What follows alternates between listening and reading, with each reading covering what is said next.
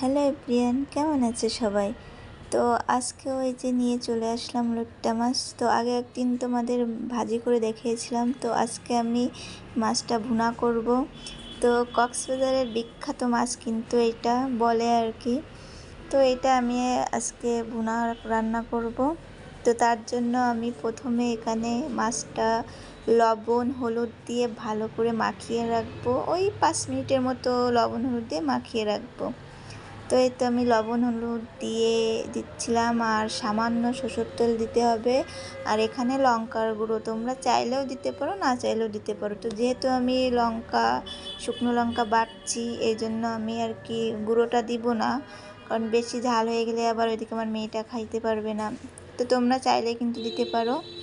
তো এই তো আমি 5 মিনিটের জন্য মাখিয়ে রাখছিলাম, আর এদিকে কড়াইতে তেল বসিয়ে দিয়েছিলাম, আর ওইদিকে চলো বাটনাটা করে নিই। তো তেলটা গরম হতে হতে আমি বাটনাটা করে নিব। তো এই তো আমার তেলটা গরম হয়ে গেছে, আর বাটনাটাও আমার করা হয়ে গেছে। তো এই দেখো আমি এখানে পেঁয়াজ রসুন আদা শুকনো মরিচ তারপরে জিরা, তো এগুলো আর কি বেটে নিয়েছি। তো এটা কিন্তু ভালো করে কষাতে হবে। তো সামান্য লবণ হলুদ দিয়ে দিলাম।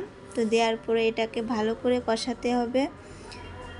তো তলা থেকে যেন আবার পুড়ে না ওঠে সেদিকে খেয়াল রাখতে হবে। পুড়ে উঠলে কিন্তু খেতে ভালো লাগবে না, গন্ধ বের হবে আর কি, পোড়া পোড়া। তো নাড়াচাড়া করতে হবে, ভালো করে নাড়াচাড়া করে এটা ভালো করে ভাজি ভাজি করে নিতে হবে মশলাটা। তো দেখো আমার মশলাটা কিন্তু প্রায় ভাজি ভাজি হয়ে এসেছে, তেলটাও উপরে উঠে আসছে অনেক। তো এই দেখো আমার মশলাটা কিন্তু কালারটা চেঞ্জ হয়ে যাচ্ছে, দেখছো? ভাজতে ভাজতে কিন্তু কালারটা চেঞ্জ হয়ে যাবে।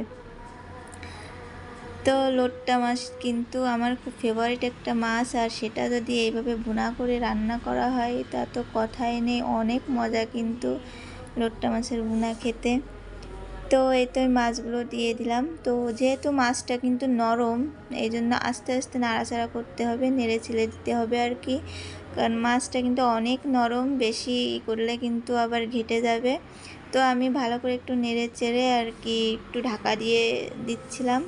তো ঢাকা দিয়ে দিব আমি 2-3 মিনিটের জন্য। তারপর যেটাতে আমি মাখিয়ে রাখছিলাম ওইটাই আর কি মশলা ছিল, এই জন্য আর কি ওইটা ধুয়ে আমি সামান্য একটু জল দিয়েছি। এই মাছটা কিন্তু বেশি জল দিয়ে তোমরা কেউ রান্না করবে না, তাহলে কিন্তু একেবারে ঘেটে যাবে। তো একেবারে কিন্তু অনেক কম জল দিয়ে, অবশ্যই তোমরা জল না দিয়েও রান্না করতে পারো। তো এই তো আমার মাছটা হয়েও এসেছে, আর আমি এখানে ধনিয়া গুঁড়া জিরা গুঁড়া দিয়ে দিচ্ছিলাম, তারপরে ধনিয়া পাতা দিয়ে দিচ্ছিলাম। তো গরম মশলা গুঁড়াও কিন্তু দিয়েছিলাম। তো দেখো আমার মাছটা কিন্তু হয়ে গেছে। ধনিয়া পাতা কিন্তু অবশ্যই দিতে হবে, তা নাহলে কিন্তু একটু মজা লাগবে না, কারণ ধনিয়া পাতা দিলে কিন্তু অন্যরকম একটা স্বাদ হয়।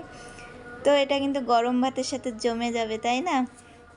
তো এই তো আমার রান্না রেডি। তো দেখো কত সুন্দর দেখতে হয়েছে, আর খেতেও কিন্তু মজা হয়েছে, শুধু দেখতে না, কালারটা কিন্তু ওয়াও কত সুন্দর, তাই না?